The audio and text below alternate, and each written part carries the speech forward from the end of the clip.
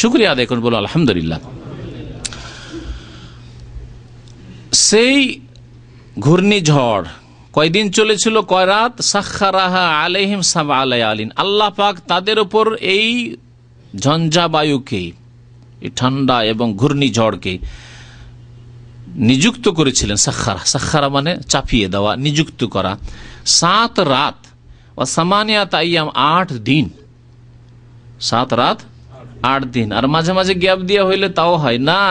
আল্লাহ পাক বলছেন যে হুসুমান মানে এক টানা, বিনা বিরতিতে, অবিরাম। ফাতারাল কওমা ফিহা সারআ, সুতরাং তুমি ওই জাতিকে যদি সেই জামানায় থাকতে, আল্লাহ পাক নবীকে বলছেন, তুমি দেখতে যে সব উপুড় হয়ে পড়ে আছে। সারআ মানে মুখের ভারে উপুড় হয়ে পড়ে থাকা। আল্লাহ আকবার। তাদের সম্পর্কে তাফসীর কিতাবে লেখা আছে কেমন ভাবে আল্লাহ ধ্বংস করেছিলেন।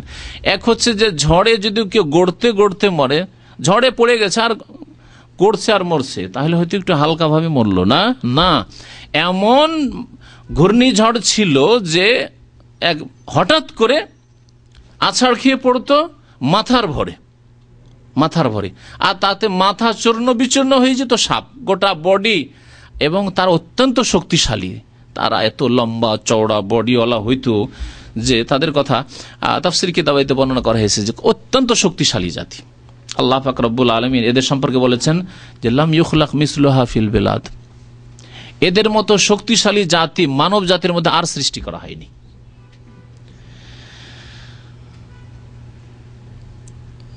7 রাত আর 8 দিন ধরে এই ঘূর্ণিঝড় চলতে আছে। আল্লাহ পাক বলছেন যে তুমি এই জাতিকে দেখতে বা দেখবে ফিহা, ওই এলাকায় সারআ, উপুড় হয়ে পড়ে থাকা অবস্থায়, গোটা ধড় পড়ে আছে, বডি পড়ে আছে, মাথায় আঘাত লেগেছে, মাথা চূর্ণ বিচূর্ণ হয়ে গেছে, শেষ হয়ে হালাক হয়ে গেছে। কান্নাহুম আজাজ নাখলিন খাওয়িয়া, কেমন হয়ে পড়ে আছে, মনে হচ্ছে যে তারা আজাজ মানে হচ্ছে কাণ্ড, আর নাখল মানে খেজুরের গাছ, নাখল মানে খেজুরের গাছ, আর খাওয়িয়া মানে শূন্য, খালিয়া, খাওয়িয়াতুন মানে শূন্য, খালিয়া। আও কাল্লাযী মাররা আলা কারিয়াতিন ওয়া হিয়া খাওয়িয়াতুন আলা উরুশিহা। ওজাইরের ঘটনা আল্লাহ পাক রব্বুল আলামিন বর্ণনা করতে গিয়ে বলেছেন, এক জনপদের কথা, এক বস্তির কথা, গ্রামের কথা, যে খাওয়িয়াতুন আলা উরুশিহা, ধ্বংস হয়ে পড়ে আছে, শূন্য হয়ে পড়ে আছে, জনহীন হয়ে পড়ে আছে। তো খাওয়িয়া মানে খালিয়া।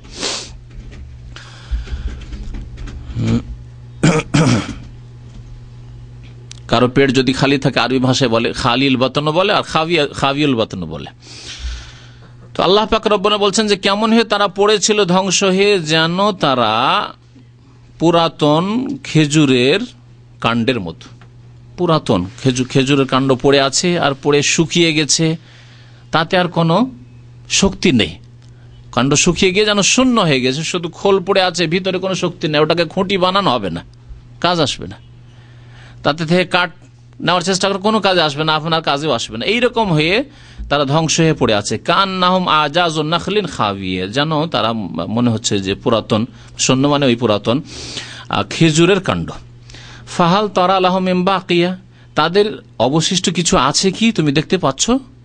আল্লাহ নবীকে জিজ্ঞাসা করছেন, আদকে আমি ধ্বংস করেছি, সামুদকে ধ্বংস করেছি, আর তারা এই আরব এলাকার মধ্যে আছে। যখন মক্কার লোকেরা, কুরাইশরা সফর করত, নবী করিম সাল্লাল্লাহু আলাইহি ওয়াসাল্লাম বাণিজ্য সফর করেছেন শাম দেশের দিকে, তখন ওই তাবুক হয়ে ওই দিক দিয়ে সফর করতেন। দেখেছ, আছে সামুদ সম্প্রদায়ের কেউ বেঁচে আছে? ইয়ামানের দিকে গেলে ওই এলাকাগুলি আসবে, আছে কেউ বেঁচে আছে আদ সম্প্রদায়ের? আল্লাহ বলছেন ফাহাল তারা লাহুম মিন বাকিয়া, তাদের কিছু অবশিষ্ট আছে? যদি আল্লাহর আযাব হালকা আযাব হইতো তো আর হাজারে এক দুটো তো বেঁচে থাকতো।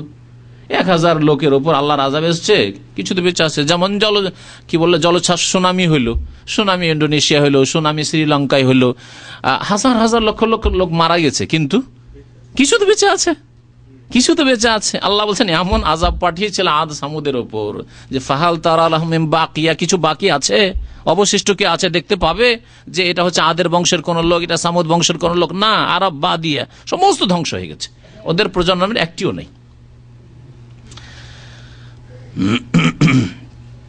আল্লাহ পাক তারপরে ফিরআউনের কথা সংক্ষেপে উল্লেখ করেছেন, ওয়াজা ফিরআউন ওয়া মান ক্বাবলাহু, ফিরআউন এবং তার পূর্বে যারা এসেছিল, তাগুত যারা আল্লাহর বিরুদ্ধাচরণকারী, ওয়াল মুতাফিকাতু, এবং ওই সব বস্তি ওয়াল মুতাফিকাতুর আগে কারিয়া শব্দটি এখানে উজ্জ আছে, মানে ওই সব গ্রাম, যেসব গ্রামকে উল্টিয়ে দেওয়া হয়েছে। মুতাফিকা মানে উল্টিয়ে দেওয়া। ফাআন্না ইউফাকুন, কোরআনে কারিমে তারা উল্টে কোন দিকে যাচ্ছে?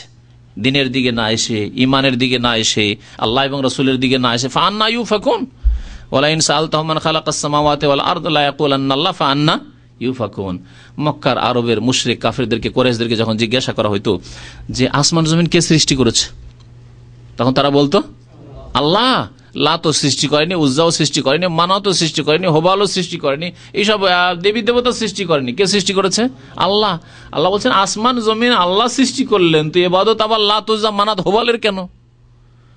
আল্লাহ ওপরওয়ালা, আসমান জমিন সবকিছু সৃষ্টি করে ওপরওয়ালা বলছেন, তো আবার সরস্বতী আর ওই কালী আর অমুক তমুকের এসবের পূজা কেন? গঙ্গার যমুনার পূজা কেন? আবার খবর মাজারের পূজা কেন?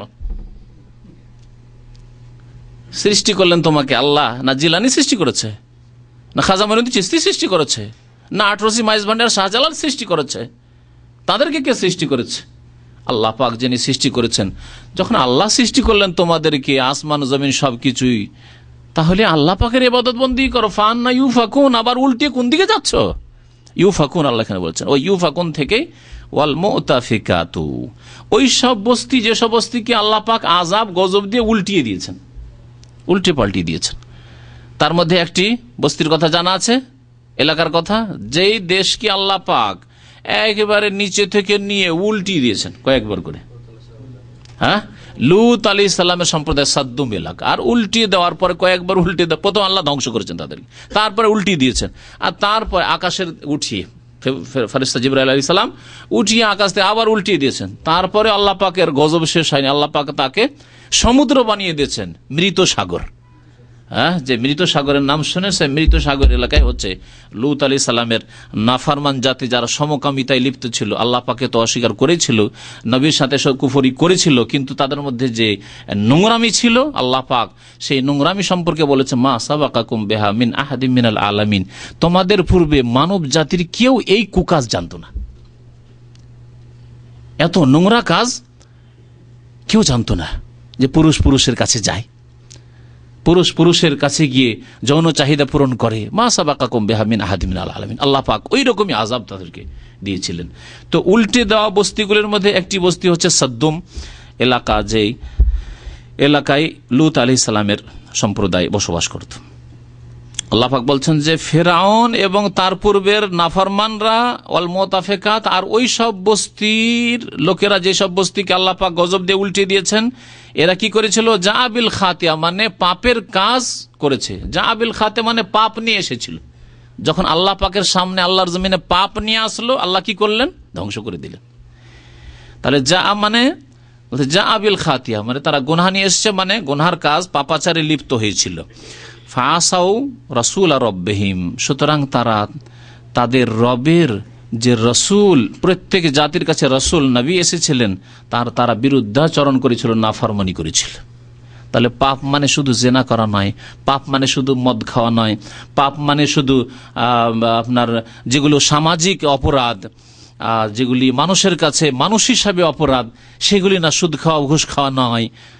পাপ, সবচাইতে বড় পাপ হচ্ছে আল্লাহকে অস্বীকার করা, বা আল্লাহর সাথে কাউকে শরীক করা, কবর মাজারে সেজদা করা, দেবী দেবতাকে সেজদা করা, আল্লাহ ছাড়া অন্য কোনো কিছুকে সেজদা করা, অন্য কারো কাছে আরাধনা উপাসনা করা, কামনা করা। এবং তারপরের পাপ হচ্ছে আল্লাহ যে রাসূল পাঠিয়েছেন, রাসূলকে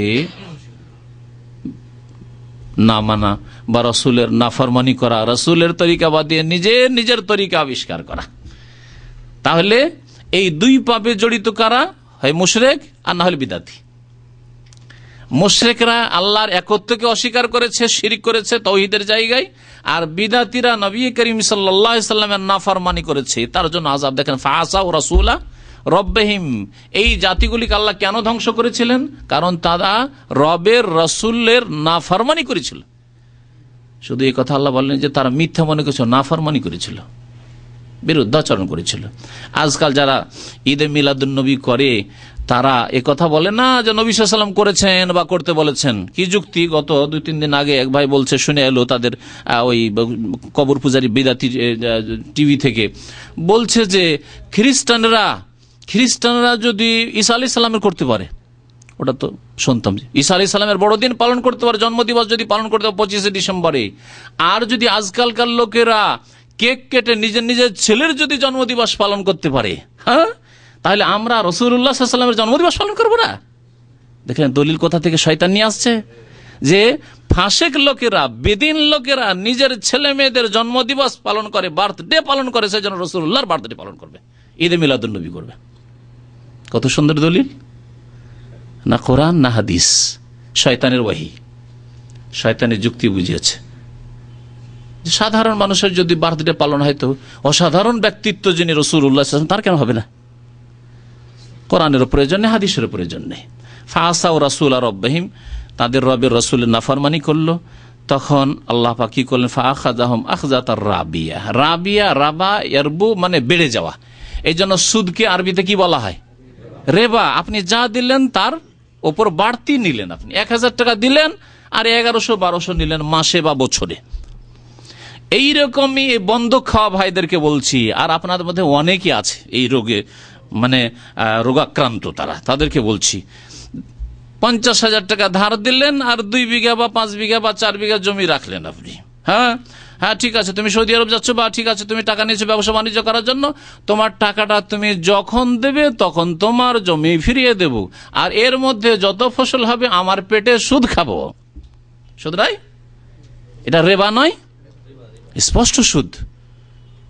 কেন জাতি বুঝে না? না এদেরকে বিভ্রান্ত করা হয়েছে, না এরা পেটের পূজা করছে, আল্লাহ পাক ভালো জানে। এই জন্য আমি বিশেষ একটা আলোচনাই করেছি বন্ধকের বিধান বলে, আমার আলোচনা অডিও আর ভিডিওতে আছে। এই জাতিকে সতর্ক করার জন্য সুদ থেকে হালাল করে খাচ্ছে মনে হচ্ছে। লোকজন যখন প্রশ্ন করে, খুব বেশি প্রশ্ন আসে, আমি বোঝাই যে আচ্ছা আপনি যদি আমাকে 1000 টাকা দেন আর 1100 নেন তো জায়েজ হবে? বলছে না সুদ, না সুদ, এটা বুঝে আসছে। আচ্ছা ঠিক আছে, আপনি টাকার আকার না দিয়ে আমাকে টাকা দিলেন, বা আপনাকে আমি টাকা দিলাম আর আমার জমিটা আপনি রেখে দিলেন, জমিটা রেখে নিলেন আর টাকাটা আবার ফিরিয়ে নেবেন, ফুল টাকাটাও নিলেন, টাকার বদল টাকা, ঠিক আছে 1 লাখ টাকা 1 লাখ টাকাই নিলেন আপনি, আর 10 মণ ফসল খেলেন, এটা আবার কি? ওখানে যদি 1100-100 টাকা খেলে ওটা সুদ হয়ে যায়, 1000 জায়গায় 1000 না নিয়ে 1100 নিলে সুদ হয়ে যায়, তাহলে 10 মণ ফসলটা সুদ হবে না? 5 মণ ফসলটা সুদ হবে না? একই জিনিস। বলছে হ্যাঁ, এবার বুঝতে পেরেছি। আল্লাহ পাক যেন হিদায়াত করে আমাদের জাতিকে। সুদ বড় কাবিরা গুনাহ, 7টি ধ্বংসাত্মক গুনাহ নবী করিম সাল্লাল্লাহু আলাইহি ওয়াসাল্লাম বলেছেন, তার একটি হচ্ছে সুদ। সুদের সাথে সংশ্লিষ্ট সমস্ত ব্যক্তির ওপর অভিশাপ রয়েছে আল্লাহ এবং রাসূলের। সুদের সাথে জড়িত সমস্ত ব্যক্তি, যারা লিখে, এমনকি যারা সাক্ষী থাকে। অনেক সময় সুদী ব্যাংকে উইটনেস লাগে না, সাক্ষী দুটা, একটা অ্যাকাউন্ট খোলার জন্য, এই ক্ষেত্রেও লানত করা হয়েছে, এই ক্ষেত্রে লানত করা হয়েছে।